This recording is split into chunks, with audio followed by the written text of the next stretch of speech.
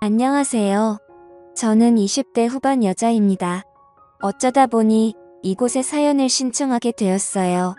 사실 저는 여기 있으신 다른 분들보다 나이는 훨씬 어리지만 그럼에도 불구하고 제가 살아오게 된 인생 또한 만만치 않아 여러분들께 제가 겪었던 일들에 대해 털어놓고 고생했다고 위로도 받고 싶고 잘 자랐다는 칭찬도 듣고 싶어서 그동안 속으로만 숨겨놨던 제 사연을 들려드리도록 하겠습니다. 저는 밑으로 나이 차이가 꽤 나서 이제 막 성인이 된 남동생이 하나 있습니다. 제가 성인이 되고 나서 거의 키우다시피 했어요. 제가 그럴 수밖에 없었던 이유를 설명을 드리자면 부모님을 사고로 한 순간에 두 분 다 잃었기 때문입니다. 저는 서울에 있는 한 대학교에 붙으면서 고향을 떠나 홀로 서울에서 자취를 시작했습니다. 저희 부모님은 자영업으로 생계를 유지하셨는데 꽤나 장사가 잘 되었기 때문에 저희 사정은 꽤 여유로웠습니다. 그러던 도중 술에 만취한 트럭 운전자가 저희 부모님의 가게에 들이박는 사고가 발생했고 가게를 청소하고 계셨던 어머니는 그 자리에서 바로 즉사하셨고 트럭이 빠르게 다가오는 것을 보고 어머니를 구하기 위해 자리를 뛰쳐나온 아버지는 크게 치이셨고 바닥에 처박혔습니다. 다행히 제 남동생은 학교에 있었던 시간이라 사고를 피할 수 있었지만 그게 다행인지는 잘 모르겠습니다. 모르는 번호로 전화가 걸려오면 저는 원래 받지 않았는데 그날은 왠지 몰라도 전화를 받게 되더군요. 병원에서 위급하게 들려오는 듯한 목소리와 그 내용에 저는 전화기를 떨어뜨렸고 그 자리에 돌처럼 굳었습니다. 믿기지가 않았거든요. 바로 어제까지만 해도 택배로 반찬을 붙였으니 남기지 말고 먹으라는 엄마의 말씀과 힘든데 고생이 많다는 아버지의 격려가 있었는데 어머니는 자리에서 이미 숨을 거두어서 어쩔 도리가 없었지만 아버지는 위중한 상태라고 빨리 병원에 오라고 하더군요. 학교고 나발이고 뭐가 문제였겠습니까? 당장 고향으로 뛰어내려갔습니다. 중환자실에 누워 계신 아버지의 모습과 수술 효과를 기대할 수 없다는 의사의 말이 너무 원망스러웠고 그 길로 바로 장례식장으로 내려갔습니다. 그곳엔 아직 10대에 불과한 어린 나이의 남동생이 주저앉아 엉엉 울고 있었고 저를 보자마자 제 품으로 달려들어 꺼이꺼이 울었습니다. 엄마를 그렇게 보낸 뒤 저는 고향에 정착해 아버지를 간병하고 동생을 케어하기 위해 학교에 휴학계를 냈고 급하게 자취방을 빼기 위해 서울로 다시 향했습니다. 일주일도 되지 않는 짧은 사이에 믿기 힘든 일이 너무 많이 생겼더군요. 자취방에 도착해보니 며칠 전 엄마가 붙였다는 반찬이 담긴 택배가 문 앞을 가리고 있었습니다. 보낸 사람 이름에 저희 어머니의 성함을 발견한 순간 차마 꾹꾹 눌러 참고 참으며 삭혔던 눈물이 펑하고 터졌고 꺼이꺼이 울었습니다. 다행히 초봄이기도 하고 안에 있던 드라이박스 때문인지 반찬이 상하지 않았더군요. 이삿짐 센터를 불러 대충 짐을 꾸려 언제까지 가져다 달라고 한 뒤 급하게 방을 뺐고 그 반찬들은 그대로 들고 고향으로 다시 내려왔습니다. 냉동실에 엄마의 반찬을 넣고 집을 둘러보니 정말 딱 죽고 싶더군요. 그래도 아버지가 아직 살아계시니까 하는 마음으로 버티고 버텼습니다. 20살 고등학교를 졸업한 지 얼마 되지 않는 나이 이제 막 성인이 된 저는 할 수 있는 게 없었고 그저 아버지가 눈을 뜨기만을 기다리고 또 바랬습니다. 하지만 몇 달 지나지 않아 저는 동생의 학교에 전화를 걸어야 했습니다. 아버지가 지금 막 돌아가셨으니 동생을 병원으로 보내달라고 말이죠. 아버지는 트럭에 치이면서 바닥에 머리를 크게 찌으셨는데 그 충격으로 신경이 손상되어 결국 커다란 수술 이후에도 뇌사 상태에 빠져 돌아오지 못하셨습니다. 생전 봉사하시며 남을 도우셨던 아버지가 생각났고 결국 아버지는 7명의 새로운 생명을 남들에게 나눠주고 돌아가셨습니다. 저보다 9살이나 어린 동생을 두고 제가 차마 무너지고 꺾어질 수 없었습니다.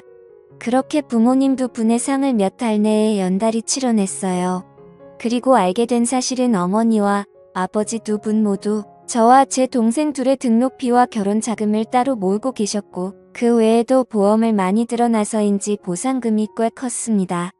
그리고 음주운전 차량의 운전자 가족으로부터 보상금도 많이 받을 수 있었어요. 그나마 다행이었던 점은 음주운전 차량의 운전자 또한 즉사를 했다는 소식이었습니다. 솔직히 살아 있었다면 제가 죽여버렸을 것 같기도 한데 죽었다는 소식이 어찌나 다행이던지 스스로 제가 악마 같은 생각에 소름이 끼치다가도 웃음이 나오더군요. 변호사를 선임해 우리 부모님의 목숨값을 받아낼 수 있을 만큼 최대한 받아내었습니다. 하지만 그게 무슨 의미가 있겠습니까? 이미 저와 제 동생은 부모를 잃었는데요. 그렇게 부모님의 자산을 대충 정리하고 가게도 팔았습니다. 배우지 않아서 운영을 할 수가 없었거든요. 보상금과 합의금까지 합치니 굉장히 큰 돈이 모였어요. 그렇게 부모님이 사셨던 집으로 다시 돌아갔고 그 이후로는 술과 담배만 했던 것 같습니다. 지금 생각해보면 남동생도 많이 어렸었는데 그 어린 것이 제 눈치를 봤을 거란 생각을 하면 가슴 한켠이 짠해지네요. 몇 달을 그렇게 페인처럼 살았을까? 남동생의 담임 선생님께서 저희 집에 찾아오셨더군요. 부모님을 잃은 충격이 컸던 저는 당시 우울증과 폭식증을 앓고 있었습니다. 갑자기 찾아온 남동생의 담임 선생님도 짜증나고 화가 나서 현관문을 열어 표독스럽게 왜 오셨냐고 쏘아붙였어요. 그랬더니 이제 막 초임으로 부임한 선생님으로 보이는 분께서 말하더군요. 걱정이 되어서 실례를 무릅쓰고 이렇게 찾아뵙게 되었습니다. 불쾌하셨다면 죄송합니다. 라고요. 막상 화는 냈지만 바로 사과를 하는 선생님의 모습에도 뻘쭘해 잠시 기다리시라 말을 하고 거실에 널브러져 있던 것들은 다 방으로 처박아 버리고 들어오게 했습니다. 하지만 그럼에도 불구하고 누추한 꼴이었죠. 집 냉장고를 엄마의 손길이 닿은 채로 두고 싶어 아무것도 버리지 못하고 먹지 못해 냉장고도 엉망이라 집에 음식물 쓰레기 냄새도 진동을 했을 것이고 여기저기 널브러진 술병들도 애써 무시할 수준이 아닐 만큼 많았을 테고 집안 곳곳에 담배 냄새가 났을 테니까요. 여기저기 배달 음식을 시켜 먹은 흔적과 치우지 못해 벌레들이 있는 흔적들까지 막상 집에 선생님을 들이고 나니 그제서야 부끄러움이 밀려오고 동생의 담임 선생님께 잘 보여도 모자란 것을 폭식으로 인해 뚱뚱하고 음식 국물이 묻은 늘어난 티만 입고 인사를 드리는 게 참 창피했습니다. 첫날 마신 술 때문에 속도 안 좋았죠. 그렇게 이야기를 나누게 되었습니다. 담임 선생님이 제게 한 이야기는 충격적이었습니다. 부모님이 돌아가시기 전 남들과 다른 활발함으로 반의 분위기를 주도하는 분위기 메이커였고 친구들에게 둘러싸여 있었다는 제 동생이 지금 왕따를 당하고 있다고 하더군요. 매일 술과 담배 냄새에 찌든 옷을 입고 등교해서 처음엔 아이들이 슬슬 피하는 정도였다면 이제 잘 씻지도 않은 냄새도 나서 따돌림을 당하고 있다고요. 그러니 누나분께서 힘을 내시고 일어나셔야 된다고 진심으로 호소하시더라고요. 전화로 말씀을 드리기 위해 여러 차례 연락을 드렸으나 받질 않으셔서 이렇게 왔다고 죄송하다고 싸운 토마토 주스를 건네던데 그제서야 동생의 모습이 보이더군요. 동생은 자신 때문에 담임 선생님이 와서 누나가 화가 났다는 생각이 들어서인지 주눅이 든 채로 고개를 푹 숙이고 담임 선생님 뒤에 숨어 있더라고요. 떡진 머리와 끄지지한 모습과 축 처진 어깨 제 눈치를 슬금슬금 보는 동생을 보니 그제서야 정신이 차려졌습니다. 생전 처음 보는 동생의 담임 선생님을 붙잡고 처음으로 그렇게 토해내듯 눈물을 흘렸던 것 같아요. 동생도 따라 울었죠. 담임 선생님도 함께 울어줬고 절 위로해 준 것 같아요. 힘들지만 동생을 생각하셔야 되지 않겠냐고. 이제 이 아이에게는 누나가 전부라고요. 그리고 그날부터 저는 힘을 냈습니다. 그렇게 밖을 나가보니 계절이 2개나 바뀌어져 있더군요. 부모님을 잃은 지 반년이 지났더군요. 사실 저는 좀 더 부모님과의 추억에 빠져 살고 싶었습니다. 하지만 동생은 챙겨야 되겠더라고요. 그렇게 21살을 앞둔 어느 겨울날 저는 집을 대청소했어요. 가슴 아픈 일이었지만 상한 반찬들은 다 버려야 했어요. 하지만 그건 못 버리겠더라고요. 냉동실에 제가 얼려둔 엄마 반찬 말이에요. 동생에게 계절에 맞는 옷을 꺼내 주었고 함께 목욕을 했어요. 다음날 세스코 업체를 불러 집안의 벌레들도 퇴치했죠. 동생은 그제서야 웃더라고요. 자기 이제 안 버리는 거 맞냐고 물으면서요. 그제서야 제가 슬픔에 빠져 어린 동생을 학대했다는 것을 알게 되었습니다. 환경이 깨끗해지니 저도 환기가 되더라고요.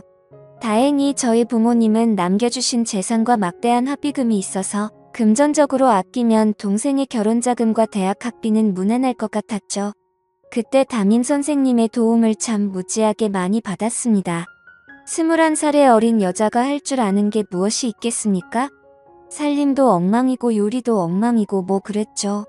그랬던 저는 오빠처럼 물어봐도 괜찮으니 삶을 포기하지 말라는 담임 선생님의 인쇄질에 정말로 오빠 거리며 이것저것 묻고 도와달라고 도움을 청했어요. 그리고 우울증과 폭식증을 고치기 위해 상담을 다니기도 했고 운동을 다니며 몸도 마음도 건강하게 돌리려고 많은 노력을 기울였습니다. 그렇게 지내니까 처음에 저는 모든 사람들이 저를 동정하고 있다고 생각하고 부정적으로만 받아들였는데 환경을 바꾸고 생각을 바꾸니 참 고마우신 분들이 많더군요. 동생의 친한 친구들의 어머님들도 저희 집에 들러 이것저것 도움을 주고 알려주기 시작하셨죠.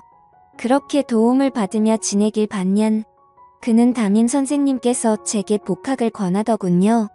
대학교는 계속 다녀야 되는 것은 아니냐고요. 하지만 제가 서울에 아이를 데리고 이사를 가버리면 아이의 정서적인 문제나 그런 것들이 많은 영향을 받을 것 같았고 그럴 바엔 재수를 하겠다 싶었어요. 제가 완벽하게 케어를 해주지 못하니 동생은 환경이라도 바꾸지 말자 싶었거든요. 그렇게 재수 반년 끝에 성공했고 고향에 위치한 국립대에 다니게 되었어요. 어쩔 수 없이 학과 생활에는 많은 열의를 쏟지 못했어요. 알바도 해야 했으니까요. 차마 목숨값으로 남겨주신 돈은 쉽게 사용하지 못하겠더라고요.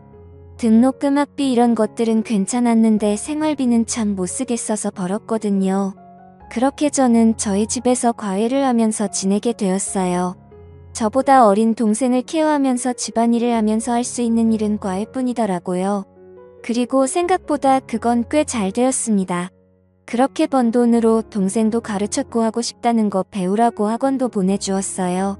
제가 아이들의 성적을 쑥쑥 올려놓기 시작하자마자 생각보다 정기적인 수입을 벌 수 있게 되었고 동생도 함께 공부를 하게 되니 성적이 좋게 나올 수밖에 없었죠. 그렇게 대학생활 4년 내내 과외로 생활비를 충당했고 여전히 담임 선생님과 교류를 하고 있었어요. 대학을 졸업한 이후에도 과외를 하겠다는 학생 지원이 늘어났고 고민 끝에 조금의 목돈으로 집 근처에 사무실을 얻어 아이들을 가르치는 일을 중점적으로 하기 시작했습니다.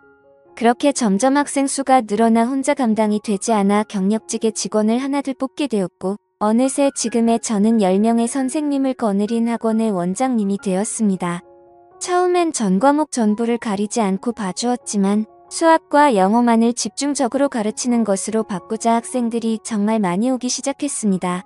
거의 저희가 살았던 동네에 대다수의 학생들이 올 정도였죠.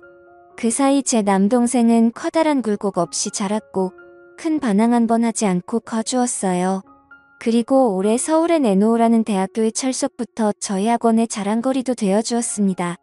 그 사이 저는 제게 도움을 많이 주었던 담임 선생님 아니 이제 남자친구라고 해야 될 것 같네요. 남자친구와 진지하게 만나는 사이가 되었습니다. 알고 보니 그때 담임 선생이 되고 처음 맡게 된 반이 제 남동생의 반이었다고 하더라고요. 처음엔 위로를 한 것도 진심이었지만 정말 오빠 하며 질문 세례를 쏟아내는 제가 귀엽기도 귀찮기도 했는데 어느 순간 제 걱정만 되었다고 하면서 제게 고백해왔고 저희는 내년에 결혼을 목표로 준비하고 있습니다. 알고 보니 저보다 7살이나 많은 사람이었더라고요. 저는 제가 가장 힘들었던 어쩌면 삶의 의지도 놓았을지 모르는 그때 제게 거침없이 손을 내밀어준 사람이었기에 저 또한 오빠의 고백을 받아들이게 되었습니다. 결혼 전에 벌써 3번이나 눈물을 흘렸어요. 결혼을 허락받게 되었을 때도 저희 부모님의 산소에 직접 찾아가서 인사를 드렸고 산소에 대고 걱정하지 말라고 평생 잘 대해주겠으니 마음 놓고 하늘에서 지켜봐달라는 모습에 한 번 눈물을 훔쳤고 예비씨 부모님을 뵙게 된 날에도 부모가 없다는 점을 하자로 보시면 어떡하나 전전근근했던 것이 우습게도 예비씨 어머니께서 그동안 고생이 얼마나 많았겠냐고 어린 나이에 잘 자라왔다고 제 손을 쓰다듬으며 눈물 짓는 모습에 2번 눈물을 훔쳤고 얼마 전 스승의 날인 5월 15일 동생이 서울에서 집까지 내려와 제게 꽃다발과 선물을 건네주더라고요. 일주일 전에 내려와서 어버이날 애도 키워줘서 고맙다고 케이크를 사줘놓고 없는 돈에 무슨 선물이냐 며 의아해했더니 동생이 저더러 누나는 내 어버이면서 스승이 기도하잖아 하는 말에 세 번 눈물을 훔쳤습니다. 아직도 제 눈에는 여전히 아이 같은 제 남동생도 이제 스스로 앞길을 찾아나가는 모습이 대견하고 그렇네요. 저는 내년 4월에 결혼이 예정되어 있어요. 다행히 예비씨 부모님이 되실 분들도 그리고 제 남편이 될 분도 인성이 남다르게 좋으세요. 하긴 콩 심은데 콩 나고 팥 심은데 팥이 난다고 하는데 그런 부모님을 보고 자라 제 남자친구도 좋은 사람인 것이겠죠. 남자친구는 제가 남동생의 뒷바라지를 하고 싶다고 말을 제 꺼내기도 전에 먼저 말을 꺼내더라고요. 제 동생이 돌아올 집은 여기라고 말이에요. 제가 어쩌다 이렇게 착하고 좋은 남자를 만난 것인지 모르겠어요. 하늘에 먼저 가 계신 부모님의 선물이라는 생각도 들고 남동생이 이어준 인연이란 생각도 드네요. 남들은 희망찬 대학 생활을 하기 시작했을 때 저는 제게만 일어난 이 일이 너무 믿겨지지 않았고 뻔뻔스럽게 합의를 해주면 안 되냐는 가해자 측 가족의 말에 화가 주체되지도 않았습니다. 결국 금전적으로는 이득을 얻었지만 그 이득을 얻은 대가로 부모가 없어졌다는 것은 큰 상실이었죠. 저는 챙겨야 할 어린 가족이 남아 있었기에 남들보다 훨씬 더 일찍 홀로 서기를 시작했고 그 과정에서 수도 없이 무너지고 힘들었고 막발로 때려치우고 어딘가로 도망가고 싶었던 적도 수도 없이 많았습니다. 그럴 때마다 돌아가신 엄마 아빠가 얼마나 보고 싶고 그리웠는지 몰라요. 하지만 그렇다고 해도 동생 얼굴을 떠올리면 도망치고 싶다가도 정신이 차려지더라고요. 지금은 다행히 좋은 사람들을 만나게 되어 지금 이 정도의 사회적 성공을 거둘 수 있게 되었습니다. 그리고 그 좋은 사람들 덕분에 제가 포기하지 않고 나쁜 길에 빠지지 않았다는 생각도 듭니다. 그래서인지 저는 아직도 세상은 따뜻하고 살만하다고 생각이 많이 듭니다. 제가 제 이야기를 보낸 이유는 제 이야기가 어떤 이들에게 희망이 되었으면 하는 마음 때문입니다. 지금도 말 못할 슬픔과 감당하기 힘든 현실에 주눅들고 어딘가로 훌쩍 도망쳐버리고 싶은 사람이 분명히 있을 겁니다. 정말 뻔한 말일 수 있겠지만 그런 분들께 하고 싶은 말은 조금만 더 버티라는 말입니다. 조금만 더 해보세요. 분명 하실 수 있을 거예요. 저도 제 인생에 볕들 날이 올 줄 몰랐고 묵묵히 앞만 보며 헤쳐나가기 바빴어요. 그런데 어느 순간 정신 차려보니 이미 볕을 보고 있더라고요. 그러니 제 이야기가 그런 사람들께 도움이 되었으면 좋겠다는 마음으로 이렇게 글을 썼습니다. 제 살아온 인생 이야기를 들어주셔서 너무너무 감사합니다. 여러분들도 행복한 하루 되시길 바라며 이만 글을 줄이겠습니다. 감사합니다. 다음 사연입니다. 안녕하세요. 올케가 좀 답답하기도 하고 중간 역할을 못하는 남동생이 좀 한심하기도 해서 하소연이라도 하려고 글을 적습니다. 얼마 전에 올케에게 몇 마디 했는데 제가 시자짓을 한 건 아닌지 많은 분들에게 판단을 받아보고 싶기도 하고요. 저는 아직 결혼을 안 한 직장인이고 남동생은 결혼을 했습니다. 처음에 올케가 저희 집에 인사를 왔을 때 그냥 무난한 사람이구나 했습니다. 남동생이 결혼 준비를 하면서 올케가 결혼 후부터 전업주부로 지낼 것이라고 했습니다. 저도 그렇고 저희 부모님도 그냥 그런가 보다 했고요. 남동생의 신혼집은 저희 부모님이 해주셨고 올케는 혼수를 해왔습니다. 그 외에 서로 주고받은 것은 결혼 반지 외에는 거의 없고요. 부모님은 저와 동생 이렇게 둘밖에 없는 자식 신혼집은 해주시겠다고 늘 말씀하셨었습니다. 그래서 실제로 남동생 결혼할 때 신혼집을 해주신 것이었고요. 남동생네는 결혼하고 6개월쯤 지나고 임신 사실을 알려왔습니다. 저희 가족 모두 너무 기뻤고요. 남동생도 행복해하는 것 같아서 다 좋았습니다. 남동생과 어린 시절에 싸우기도 많이 싸웠고 현재도 다정한 말을 주고받는 것은 전혀 없는 현실 남매이긴 하지만 저에게 조카가 생긴다는 기대감에 정말 가슴이 떨릴 정도로 기뻤습니다. 올케는 저희 집 분위기에 좀 불만을 가져왔나 봅니다. 저희 가족은 각자 플레이가 좀 강하다고 해야 하나요? 어렸을 때는 저희 집에 제사가 많았던 것으로 기억하는데 어느 땐가 아버지가 전부 정리하고 할아버지 할머니 제사만 지내기로 결정하셨습니다. 제사 음식을 할 때도 꼭 필요한 음식들만 아버지가 마트에 가셔서 직접 사오시고 제사를 빨리 끝낸 다음에 외식을 하자고 하십니다. 제사 지내고 나가서 부모님, 동생네 부부, 저 이렇게 외식을 하고 동생네는 곧바로 자기네 집으로 갑니다. 저희도 돌아와서 설거지나 뒷정리는 저와 엄마가 했죠. 명절에는 부모님 두 분이서 여행을 가시니 남동생은 당연히 처가에 가는 날로 알고 있더군요. 부모님은 자식들이나 며느리에게 자주 전화를 하지도 않습니다. 동생네가 저희 집에 자주 찾아오지도 않았고요. 동생네가 오면 반겨주기는 합니다. 엄마는 결혼한 동생을 남이라고 말할 정도였어요. 올케의 임신 소식을 듣고 저는 너무 기뻐서 동생에게 농담식으로 너 쓰지 말고 올케 갖다 주라고 말하며 100만 원을 주었습니다. 저희 부모님도 올케에게 축하한다고 제가 정확한 금액은 모르겠지만 용돈을 주신 것으로 알고 있습니다. 남매 사이에 각별한 정이 있는 것도 아니고 아직 올케의 뱃속에 있는 조카인데 제가 도대체 왜 그러는지 저도 모를 정도로 저는 조카 바보인 것 같습니다. 올케가 보여주는 초음파 사진만 봐도 너무 귀엽고 예쁘다는 생각이 들어요. 엄마도 좋아하시긴 하지만 아빠도 저만큼 좋은 티를 내십니다. 벌써부터 아기용품이나 임산부에게 좋은 것만 보면 사고 싶어 하세요. 아빠 혼자서 딸이면 좋겠다고 설레고 계시더라고요. 얼마 전에 올케를 불러서 임산부에게 좋은 영양제를 선물하고 만난 김에 올케 먹고 싶은 거 사주겠다고 둘이서 만났습니다. 밥을 먹는데 올케가 그러더군요. 친구들 시댁은 안 그러는데 저희 집이 너무 정이 없다고요. 무슨 말인지 자세히 들어보니 다른 시댁은 시어머니가 축하한다고 잔치를 해주는 집도 있고 전화도 자주 하고 신랑에게 전화해서 며느리 잘 챙겨주라고 채금도 한다던데 우리 집은 딸랑 돈 주고 끄신 것이 불만이라는 얘기였습니다. 올케가 그런 생각이 들 수도 있겠다는 생각이 들어서 제가 저희 집에 대해 변명 아닌 변명을 했는데요. 부모님도 나도 충분히 기쁜데 가족이 자주 모이거나 하지를 않는 것뿐이니 올케가 서운하게 생각하지 말아달라고 했어요. 그랬더니 올케 하는 말이 저희 집에서 오래 키운 강아지 얘기를 꺼내더군요.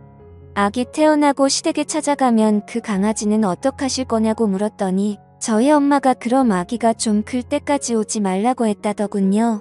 엄마가 여기는 내 집이고 내 강아지 때문에 너가 걱정이면 안 오면 될 일이고 밖에서 만나던가 하면 될 일이라고 하셨대요. 그리고 또 엄마가 나는 한 번도 너에게 며느리이기 때문에 이거 해라 저거 해라 하는 식의 책임을 준 적도 없고 앞으로도 그러지 않을 것이니 서로 편하게 각자 자유롭게 살자고 하셨대요. 저희 엄마는 실제로도 그런 분이거든요. 저에게도 그런 식이에요. 올케의 볼멘 소리에 저도 좀 서운한 마음이 들었습니다.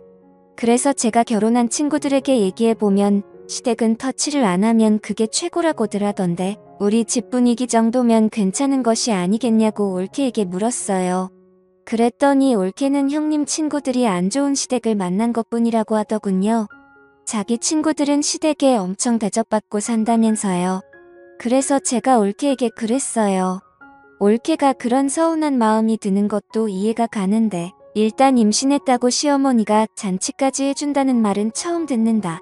나는 조카 생긴다고 충분히 설레이고 있고 올케에게 돈도 주고 영양제도 선물하려고 만났다. 아빠는 혼자 들떠서 아기용품 좋아 보이는 것을 보면 벌써부터 사서 집에 쌓아두고 있다. 이 정도면 나쁘지 않은 시부모와 시누이 아니냐라고 했습니다. 결혼한 친구들에게 시어머니, 시누이에 대한 뒷담화를 많이 들어왔기 때문에 올케가 제가 좋은 의도로 하는 말도 부담스럽게 들릴 수 있는 것을 잘 알고 있었습니다. 그래서 나름 부드럽게 말했습니다.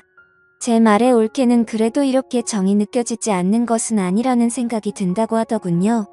그럼 올케가 전업이라고 매주 주말마다 집에 불러들여서 음식 해먹고 수시로 우리 엄마가 올케네 찾아가서 대접받고 오면 정이 느껴지겠냐고 했습니다.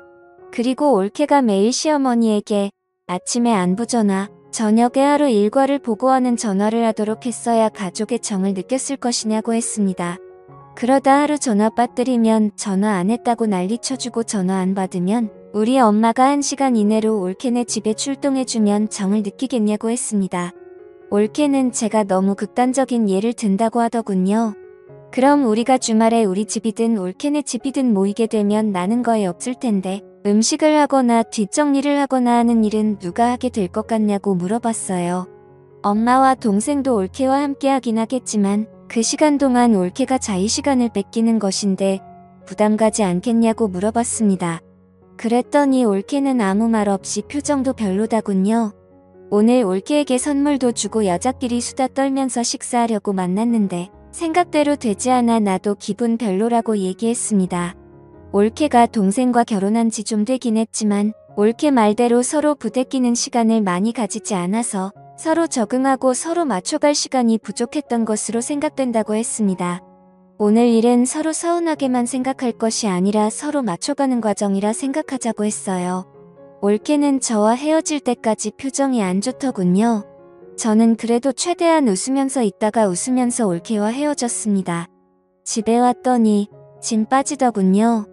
제가 그날 올케에게 했던 말들 중에서 시누이가 시집살이 시키는 듯한 말은 없었는지 되짚어보느라 머리도 아팠고요. 여러분들이 보시기에는 어떠신가요? 최대한 있는 그대로 적었습니다. 머리가 좀 복잡하네요. 감사합니다.